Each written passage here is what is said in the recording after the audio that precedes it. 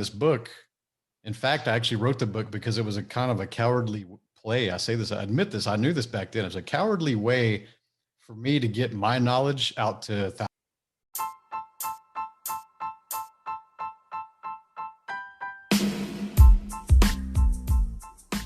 Hello, fellow Earthlings. Welcome to the Becoming the Big Me podcast. I'm your host, Djemilah Birnie, and together we will be stepping into our highest potential, exploring all things mind, body, and soul, with just a smidge of business. You're a spiritual badass, soulpreneur, and a warrior for change. You're ready to expand your impact and leave your old self behind in order to raise your vibration so that you can positively influence your business, your community, and ultimately the world. Without further ado, let's dive right into it.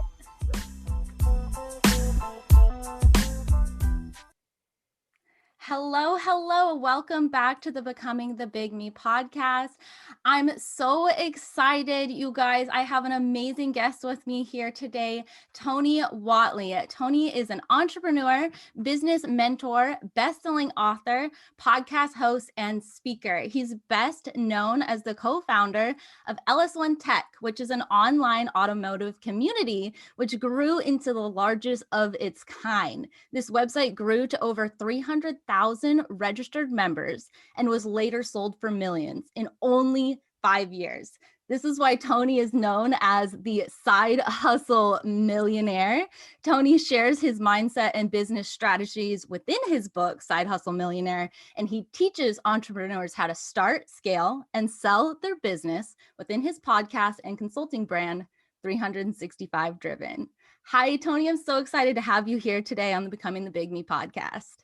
Well, I'm honored to be on your show, and it's been incredible to watch your journey the last few years. And you've grown, and I love the title of your show. It's Becoming the Big Me. It's good. That's good. Thank you, Tony. Yes, you guys, Tony and I are met through a group called Arte that we both joined. I can't even remember when it started now. Is it 3 years ago? Must have been 2018.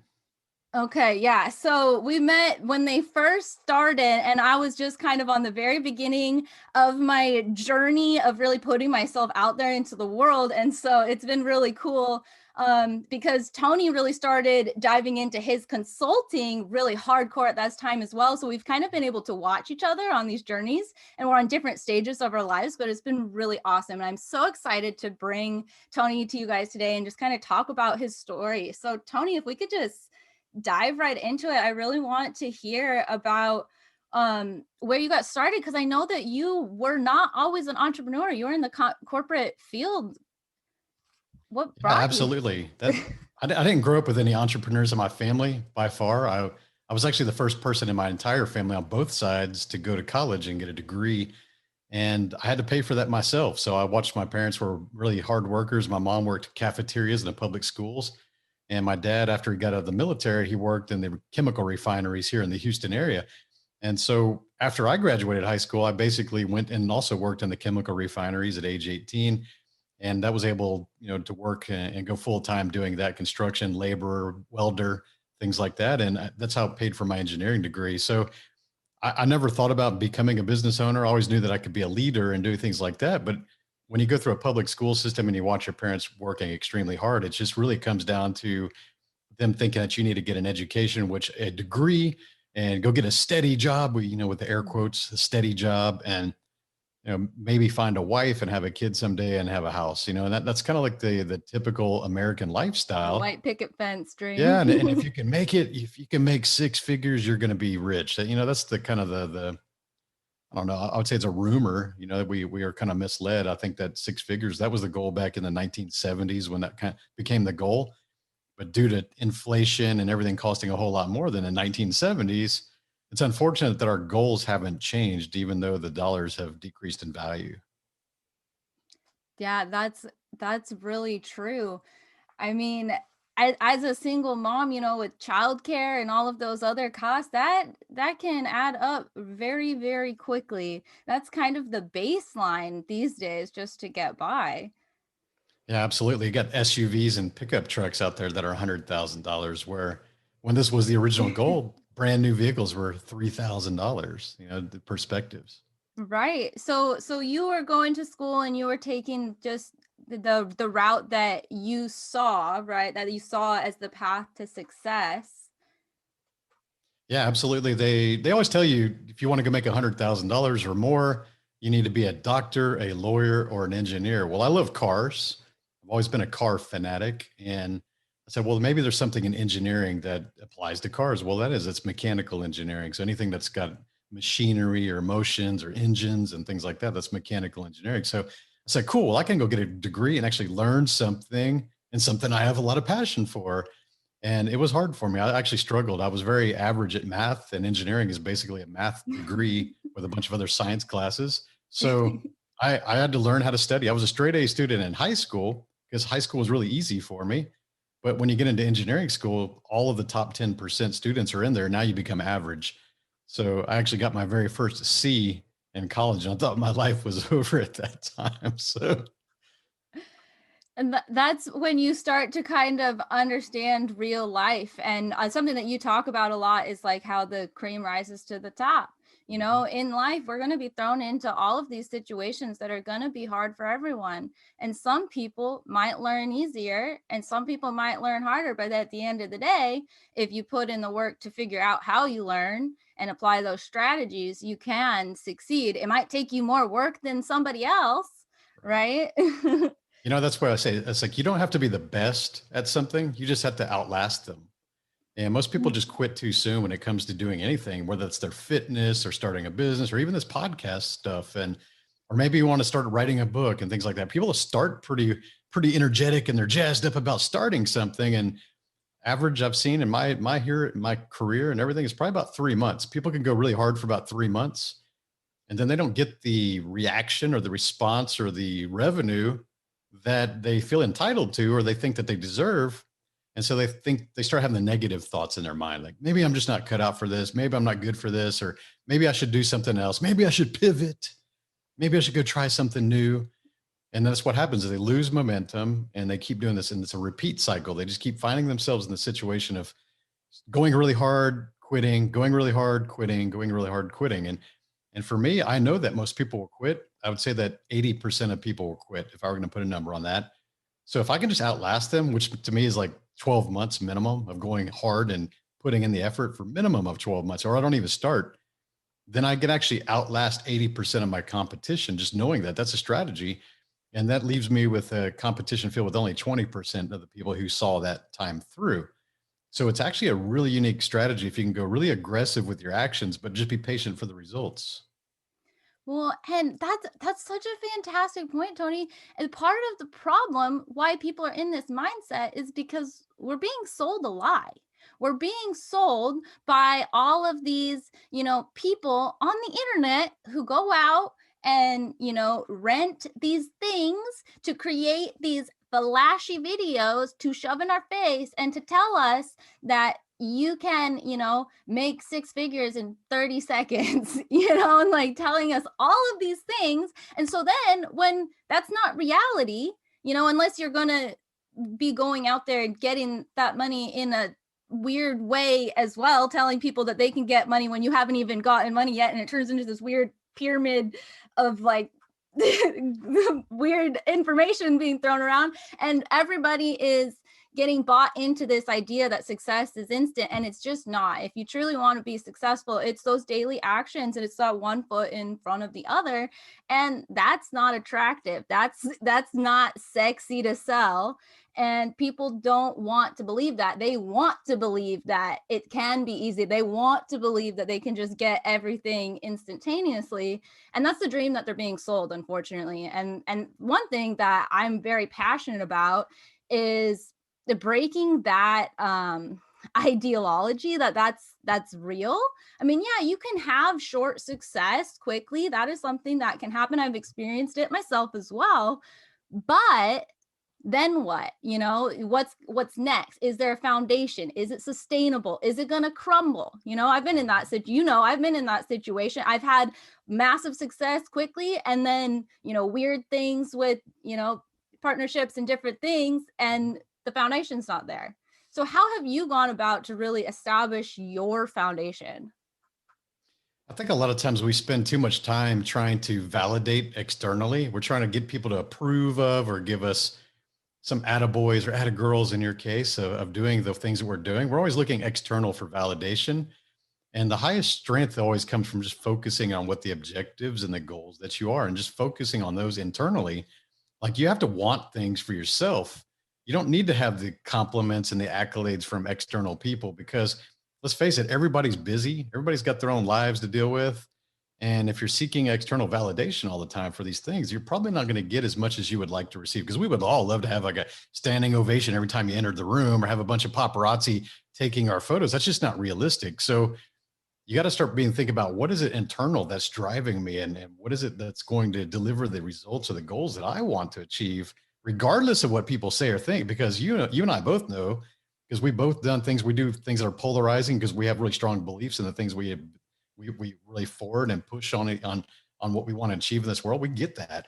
And there's always going to be these naysayers and the critics and the people disagreeing with what we do and how we raise our kids or how we say things or so you have to be really strong internally, just be really focused on that and not worried about the good or the bad from people that honestly we wouldn't trade places with or people we don't even haven't even earned our respect. Why would we care about what their opinions are? Right. So it took me a long time to grow that kind of a thick skin and understand that I get to determine what my outcome is based on the actions I put in. And I also try to focus on really only the things that I can control. A lot of times people get really wrapped up in anxiety and depression and all these things based on things that are beyond their control.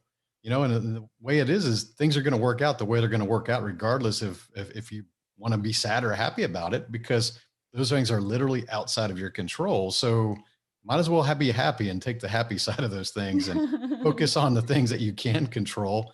Because if you waste a lot of energy and emotion on things that are outside of your control, then it's not really a positive thing. It's going to help you out. It doesn't help you.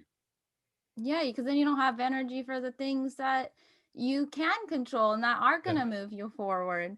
I really want to hear. So for you, what was kind of the pivot point in your corporate career where you realized that you wanted something more? How did LS1 Tech, like how did that concept come to be? Well, most people think that entrepreneurs need to be inventors or highly creative. And I would label myself as an inventor and highly creative, but it's not the case when it comes to business. Okay. Most businesses are out there that you can think of, any of the big name businesses that you understand, they're really a better version of something that already existed. Very few companies are brand new, breathtaking, world dominating ideas. They're always just a little bit of a tweak of something that annoys you about some existing product or service. How can I improve that? And if it's something that's continually annoying you, maybe you should pay attention to that. Maybe I can make something that solves that. So for the case of LS1 Tech, that's what it was. So I was a member of another larger community that was initially called ls1.com. And we were one of the biggest contributors on there. I was writing these how-to articles and creating content and being who I am all the time, right? I was doing this in 1998, the same thing. And the guy that was running that website wasn't paying his bills all the time, even though he had sponsors and it was his side hustle as well. He just wasn't good at managing it as a business. So sometimes you would log into the website and it wouldn't exist. It'd just be like error 404 or website not found. And the guy was really bad at backing up the data. So all that content that we'd be creating, like thousands of us, would be deleted and he wouldn't have a backup of it. So after that happened about 3 times, we kind of approached him and said, "Hey, we're your biggest supporters. We're creating all this articles and things like that for you to draw audience here. How come you aren't paying your bills?" Because back then, if you didn't pay your bills, the server host would just delete your stuff. That's how they Yeah. taught you a lesson, right? He didn't back it up or pay his bills. And instead of taking that as constructive feedback, he said, "Well, if you think you could do a better job, why don't you go start your own website?" Well, you don't tell people like me that because I'd already learned how to build websites as a side business back then. I taught myself HTML and Photoshop and photography, and I was writing for magazines. I said, "Well, you know what? I've never hosted a server before, but I'm pretty sure I can go find a server host. And I've never uploaded a software package for a community, but I'm sure I have instructions when you buy the software license to go do that. So I just figured it out. And I started it up, and I was a little more cocky back then because I was probably like 27, 28 when I started that.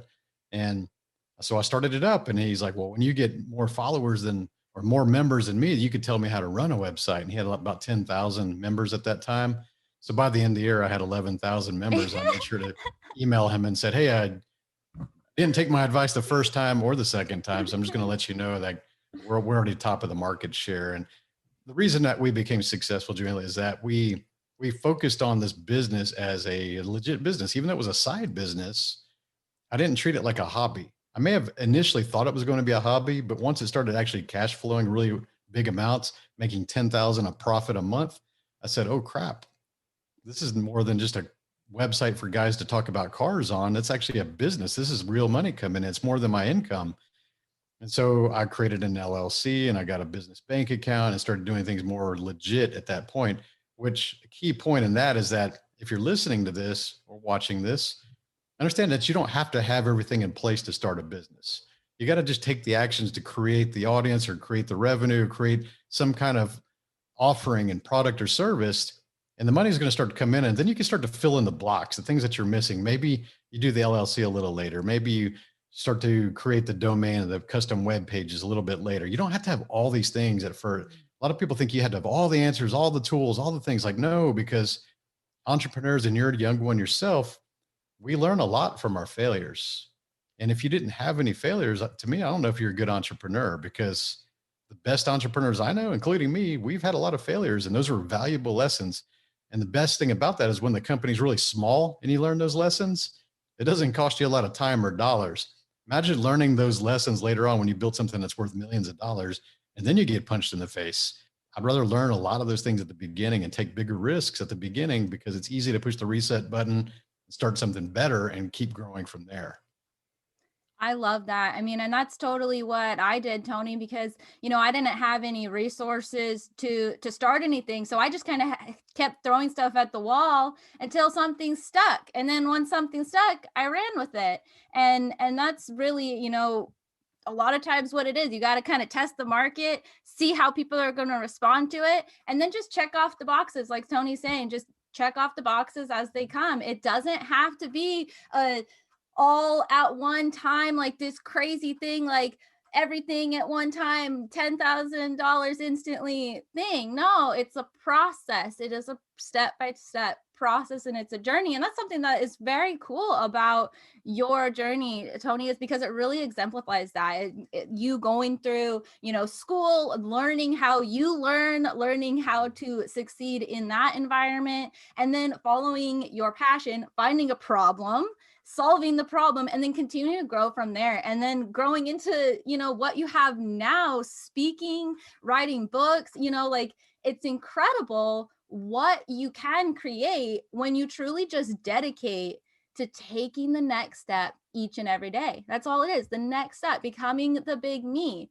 It's a journey of becoming, and I'm sure you have so much more left to give, and Oh so much yeah. more that you're going to create, and that is so exciting. I would love to talk about kind of like your speaking career, because I know that that was something that was difficult for you in the beginning, but was something that you knew that you had to overcome. How did you go about that, Tony?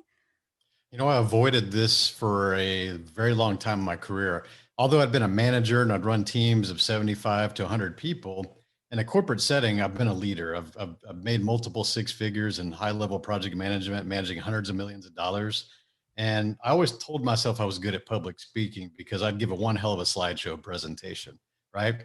Oh, I've given hundreds of slideshow presentations. I've stayed on the construction vessels offshore and did the pep rally, the kickoff meeting for the project, and 200 people on deck. And I said, I don't need public speaking lessons. I'm good at this. I'm good at this. That's ego talking. Because if you're the manager or a CEO or whatever, if you're listening to this and you think that you have the occasional courage to speak in front of people, that is public speaking, it's not true. The occasional courage to speak in front of other people is probably only 5% of what public speaking tactics and training actually are. So that's the easiest part. It may seem like it's the hardest part, but that's the easiest part. And so what happened is I discovered at a oil and gas conference I was attending, and I was sitting in the front of the stage because the company I represented was a VIP, and the guy was on the stage and he was asking for questions or ideas for the industry. And this room was 1,000 people, big room. I'm not from that industry. That was natural gas. I'm from offshore, and I had a good response to his question, so I raised my hand and he called me first, and I was like, "Crap." And so he was only like 10 feet away, so I started to blurt out the answer just from my seat, and he's like, "Hold up a second. Let's get this gentleman a microphone so everyone in the room can hear him." And so I started to feel my temperature started to rise, and I started to feel the cotton mouth, and I started to feel the sweaty palms, and it felt like the moisture was sucked out of my mouth and was relocating to my armpits, and I was like the physiological signs of fear. I felt the sweat droplets starting to form on the top of my head, like you ate a spicy pepper, and I'm looking around for this dumb microphone, and it's a lady on the other side of the hall, and she's walking really slowly, and it felt like an eternity. And she finally gets to me, and I take that microphone with my cold, clammy hand, and I kind of start speaking, and I notice my voice is kind of trembling compared to normal. I was like, "Whoa, that's weird," but nobody here knows me, so I'm just going to roll with it. So I give the answer. It's probably less than a minute. Felt like a long time, but it wasn't.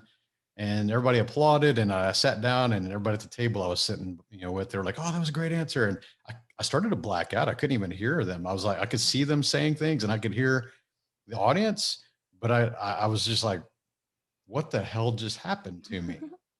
Like, what the hell was that? And I remember like sitting there sweating and using the stupid cloth napkins, which don't really absorb anything. And I'm like smearing it all over my face because I'm trying to wipe it off, and it's not going away.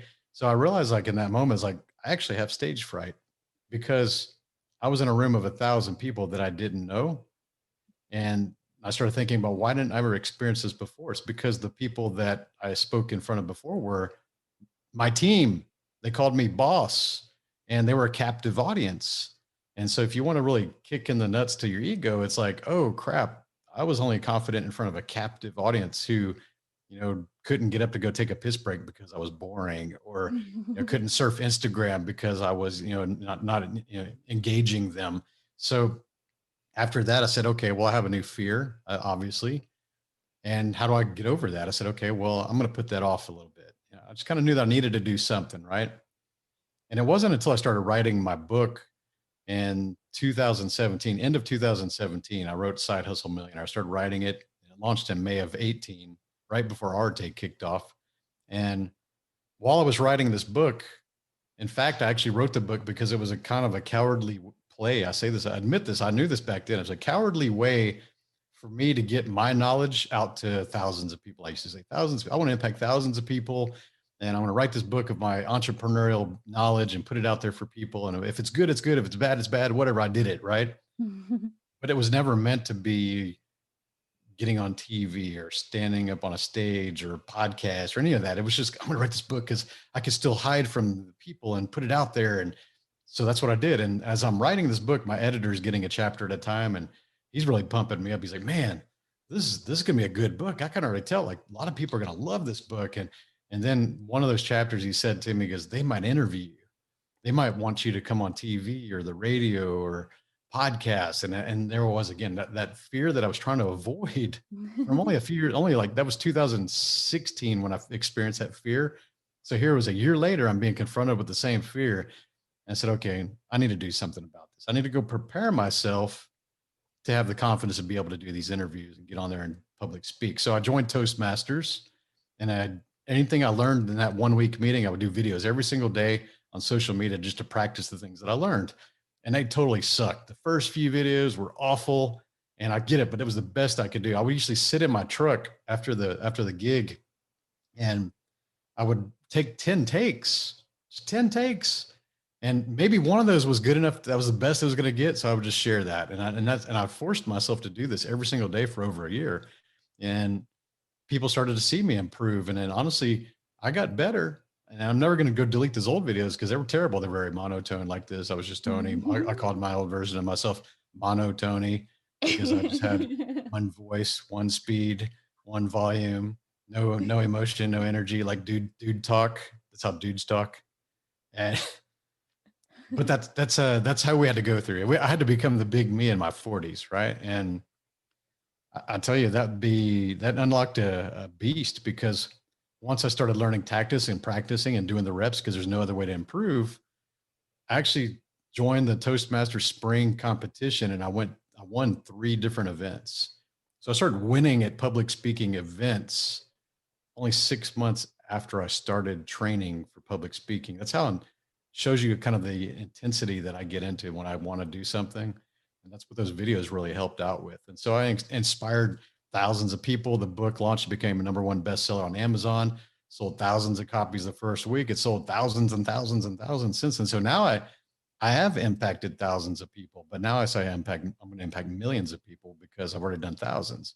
So I had to evolve and become the right person Hmm. to carry my story. So the book was good, but I still had to become the right person to stand on that stage or be on TV and the radio. All those things I had fear about, they all happened. I've done all that stuff, but I had to become the right person to do that. Oh my goodness, mic drop, you guys.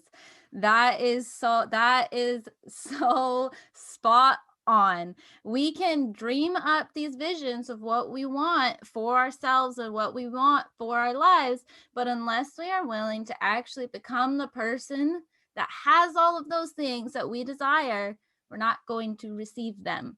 And Tony, that just brings back, how 80% of people are gonna fall off if you can just outlast them just with your speaking. If you if you how many people actually do that? Like, how many people are gonna go to Toastmasters, and then of all the people that go to Toastmasters, how many do you think are going home then and then doing all of these videos every single day to perfect it? How many people are I became the even president. I became the president of that group a year into it. For over a year, I was a president, and I've helped hundreds of people in and out those doors. And not one that I can think of has ever done what I did. That's absolutely incredible. I mean, and most people, a lot of people chalk off Toastmasters as well. And I think that's silly because I love Toastmasters. I've been going, Tony actually is the one that inspired me to start going to Toastmasters, which really kind of inspired me just being more present online and showing this, being able to be comfortable doing this podcast. I did not go as hard as Tony into it, but it definitely helped me get more confidence. And whenever I'm feeling like I need a refresher, I just I'll just go to a local meeting. And it's a great way to meet people. It's a great Oh yeah. little networking opportunity as well.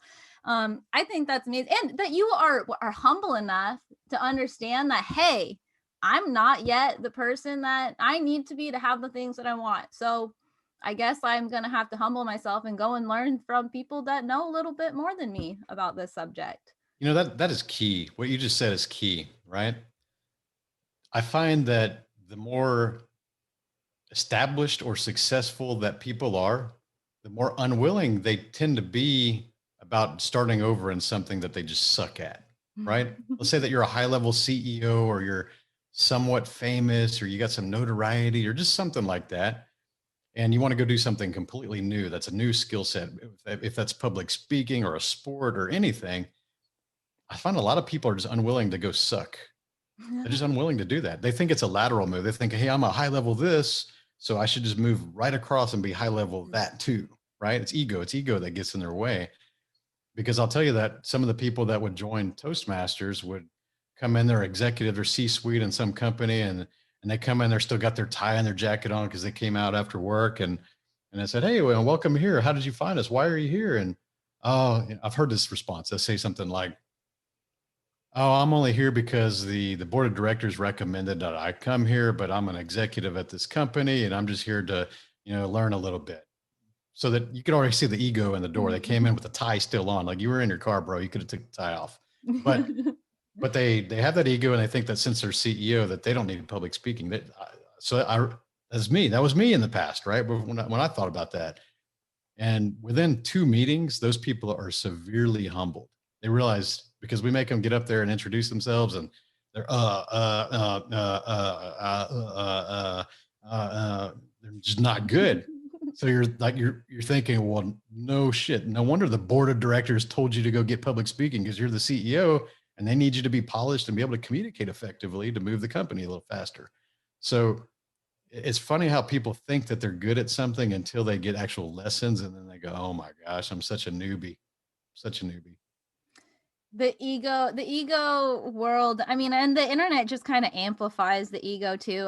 Because everyone's out there flashing their ego and all of their I'm the bestest at everything, and it makes other people feel like that's how they have to be too. And honestly, as a young entrepreneur, I've fallen into that as well. When you're looking for guidance, when you're looking for, what's the way, and that's all that you see from all of the media, all of the people around you, it's very easy to start, going down that line as well. I think it's very important to have people and experiences that will will humble you, and I think that that's a big benefit, and it's kind of weird to say, but a big benefit of having those failures as well, having those failures and things that don't go exactly as planned, because it brings you back to the reality.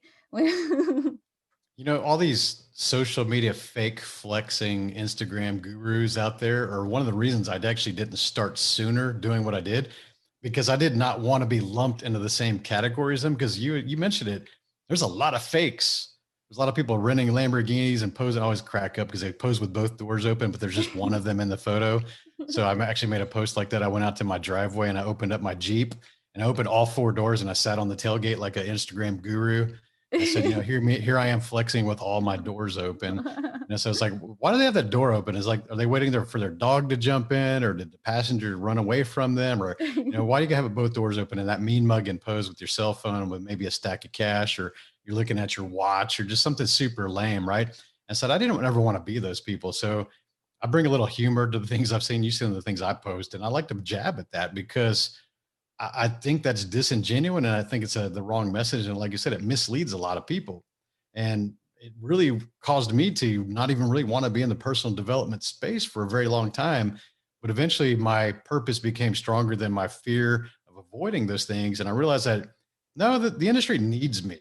The industry needs me and other people that are like me that actually have accomplished things to go actually share legitimate knowledge and empathy and love with these people rather than trying to get in their wallet. And that's what had happened. I just basically go in there. I'm very bold and I'm vocal against the fakes. And, and the people that resonate with that, they come hang out with me, and the fakes get driven out of my circle. And that's great. I love that. I don't want those people around anyways. So thank you for bringing up that topic. It's a good one. I love that. And that's really my focus right now, is I've really chosen to humble myself and use my talents and my gifts to help elevate others who are building their legacies right now. People who have spent 20, 30, 40 years working in their given industry, in their given field, and are experts at what they do, and then using my gifts and my talents to help them get their message to the world and to the internet. And because those are the people that need to be elevated, those are the voices that need to be heard, those are the stories that young entrepreneurs and kids need to be hearing, because that's really what building a business, that's what building a legacy is truly about. And so I'm just super excited to be able to be like kind of starting that journey with clarity of who needs to be elevated into this world. And that's another reason why I'm having this show and having guests on, is because I want to elevate the people that are out there in the world, impacting others' lives, doing real things, building real things. You guys, Tony built LS1 Tech to a massive community. That is a great accomplishment. In addition to working you were working in the oil and gas for most of your career, like it's just so incredible. So as your book started to expand, you started to get more confident. I know Arte had a lot to do with you, getting more confident and getting on more stages and all of that. What are you doing now? Like, what are you doing now with 365? What's going on? Well, yeah, there was definitely some phases going through anything you're doing publicly, because I built those large companies and I actually was able to duplicate that. LS1 Tech grew to 300,000 plus, and also invented performancetrucks.net, which nobody even talks about number two, right? Because that was number two, but that was 280,000 people. So almost the same size. Both of those are bigger than most existing membership websites ever. Yeah. But it's kind of funny. That's a good example of people only remember your best, right? And so I said, well, what can I take from that knowledge of leadership, core values, staff, picking the right people, and apply it to a different thing? So I want to build a group of millions of people that's focused on entrepreneurship and personal development with that same side of core values and leadership that I use to build 500,000 of people in different websites.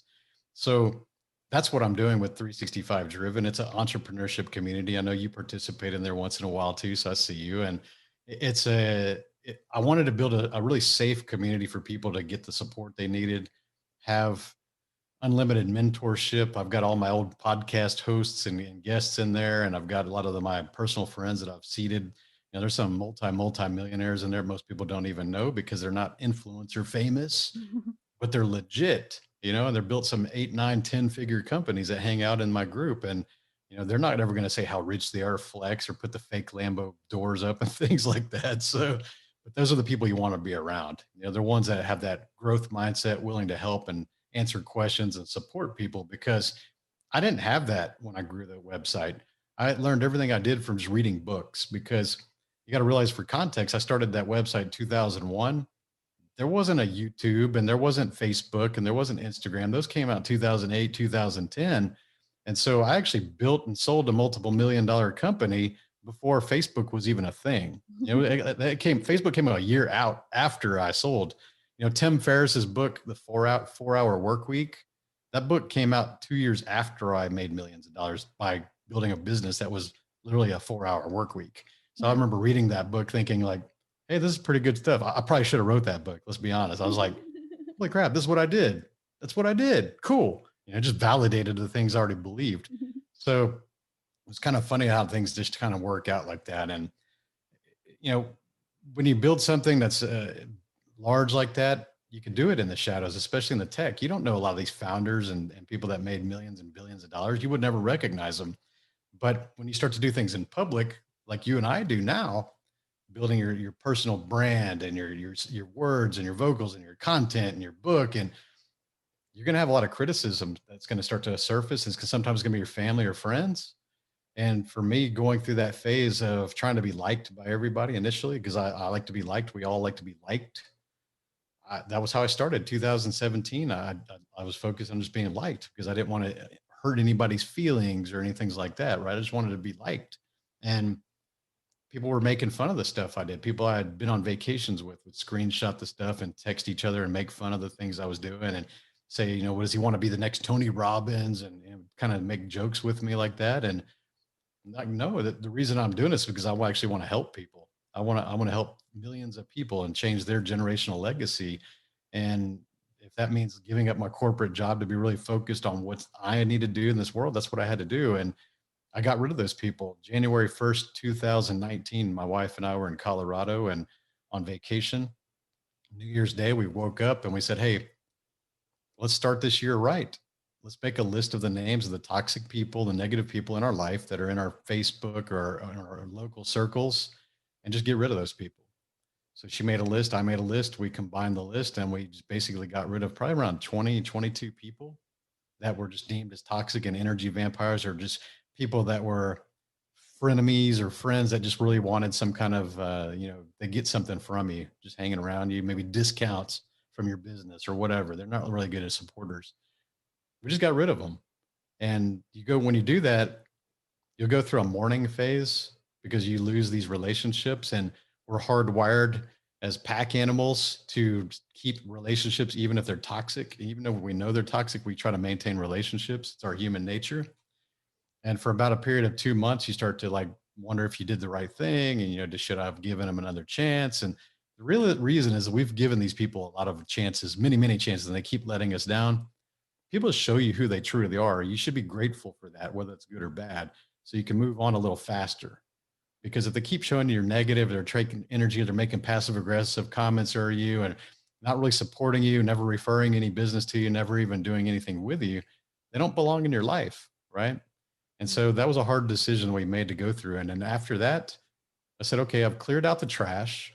Now I'm going to turn up the amplification on what my true message is, what my real thoughts are. And you started to see that shift in 2019 when I started to be a little bit more polarizing instead of trying to be liked. I said, Yeah. okay, they're going to see the real me. I'm going to say the things I truly believe in. And I know that my opinion can change tomorrow based on new revelations or evidence or data or experience. And when you become a free thinker, it means that you have the courage to change your opinion and be equally bold tomorrow about your new opinion than you have today about your old opinion. Most weak people, which is the vast majority of people, truly believe something different today than they did yesterday, but they're willing to say that they still believed in yesterday because they don't want to be perceived as wishy-washy or a flip-flopper or all these stupid societal things that say, hey, or your friends or your politics or your religion. You're going to find with experience and wisdom and data and new revelations and these things that your opinions change. But a true thought leader is willing to say, well, that's what I thought about yesterday because this is what I think of today because of this. Most people will never get there. They'll hold on to the old identity of themselves just to pacify and fit in and not really want to shake rattle the cages or rock the boat. They just want to just blend in, and they're afraid of losing those connections again, even with people that they don't even agree with anymore. So that's what I started to do. I was like, you know what? I don't believe in doing that anymore. I'm just going to be more vocal. And the beauty of that is that you push away the people you no longer want to serve, which is great. But then you greatly, greatly, greatly attract the people you do want to serve. So you're not playing in the middle, the average, the warm fuzzy. I still see a lot of people out there. I try to help in my group, and they're still in that warm fuzzy phase. They're kind of butterflying around. They want to make everybody happy, and they want their message to be inspiring and motivating. And nobody's really loving them. They like them, but they're not loving them. They're not joining anything they launch. They're not buying the book that they write. They're not doing anything like that. It's all too mediocre, warm, fuzzy. You got to choose a side. Choose a side and go all in on it. And you're going to get a huge amount of audience that loves what you're saying. And you're going to push away the naysayers, the haters, and the critics, which is what you want. It really is, because they just take away the energy that you need to serve your people. And if you have the same, I mean, new information is constantly coming towards it. That's the beautiful thing about the human experience and this journey of life that we're on, is that it is fluid. Guess what? I might get a new piece of information, and that's going to completely change everything I believe my entire life. And for me, I think that's amazing. I think that's great to be able to be open to hearing other perspectives, and then using my mind to decipher what makes sense to me, and being like, you know what, actually, that makes more sense now. And I know I said this thing before, but guess what? Now I'm realizing this. And I mean, it's hard. It's It can courage. be It's so much really courage. hard. It's because you literally could risk your current portfolio of friends if you say the wrong thing. Now, the wrong thing to them, not the wrong thing to you. So, for example, we just came off of a hard election year and we saw all these different things in politics. And we always think about, you never hear about anybody really switching sides. If you're a Democrat or Republican, you never really hear anybody that vocally just switches sides. But I know several people who think completely opposite of what they voted because they're so afraid of losing their status or their friends, and they would be horrified if they voted for the other side. So they don't even believe in what they're voting for, but they're willing to just fit in like sheep in the herd. And that's terrible to me. That's like living in a trap. Like, why do you even want to hang around with those people if you don't agree with them anymore? It's because you're so worried about losing those connections. But the reality is, if you were vocal, you would go find the connections that you really want. And when you do start being vocal and you start finding those people, I mean, you start finding your tribe. You That's start right. finding the people that you are meant to serve, that you are here to influence and to impact. And that's the only, I mean, that's exactly what you said. When you water down the message, when you make it to just like meh, middle of the line, again, another thing that I've, done in the past and I'm changing now. I think you've probably noticed I've been getting a little bit more polarizing and kind of sharing my true thoughts more, which has been really, really hard because I have a massive fear of confrontation. I don't like, Nobody loves that. yeah. Nobody loves that, but it's necessary. It's kind of like growth occurs on the other side of discomfort, right? And if you want Exactly. to just be comfortable all the time, you're going to avoid confrontation. You're going to avoid raising your voice. You're going to avoid standing up for yourself because you don't want to be in confrontation. But that's where the growth occurs, right?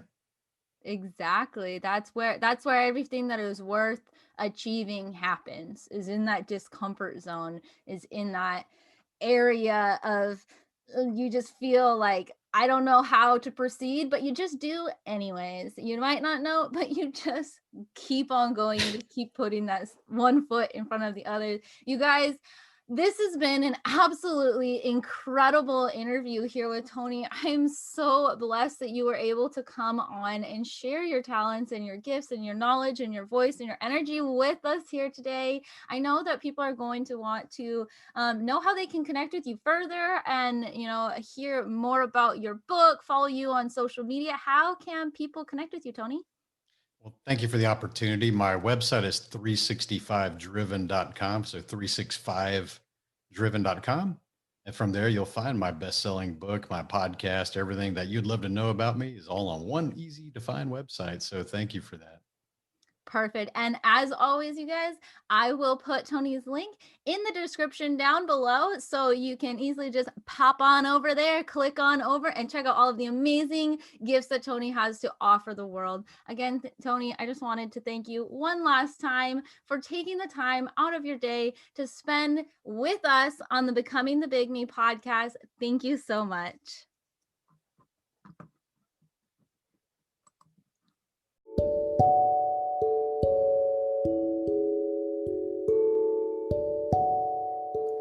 Thank you for tuning into today's episode of the Becoming the Big Me podcast.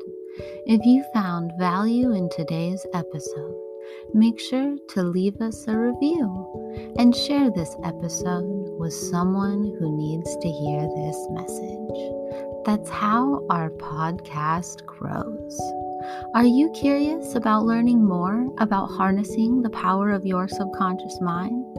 Then join the free Rewire Challenge, where we dive deep into the subconscious mind, how it works, and give you some tangible action steps to begin rewiring it to serve you. Go to bit.ly/Rewire Challenge.